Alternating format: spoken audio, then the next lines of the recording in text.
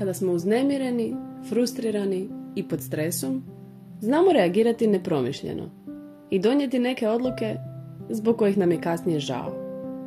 Zato nije loše naučiti se umiriti, vratiti se u sadašnji trenutak, uzemljiti se. Dogodilo ti se nešto neočekivano i odmah te uznemirilo. Recimo, prijateljica ti je otkazala dogovor 3. put za redom, a ti si otkazala druge planove za taj dan samo zbog toga.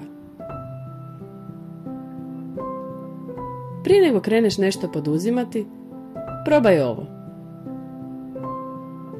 Za početak, pritisni stopala u zemlju.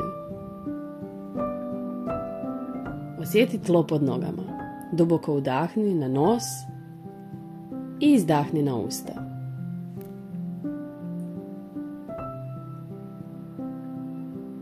Primijeti stvari u svojoj okolini.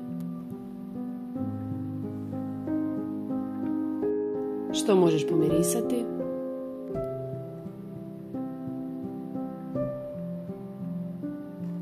Što možeš okusiti?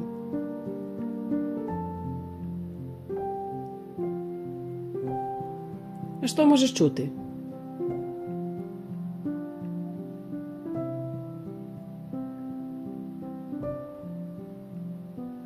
Fokusiraj se na nešto što možeš dodirnuti. Je li glatko? Je li hrapavo? Tvrdo? Mekano? Jesi malo došla k sebi? Sada ćeš možda bolje iskomunicirati stvar s prijateljicom, a i lakše nanovo isplanirati dan.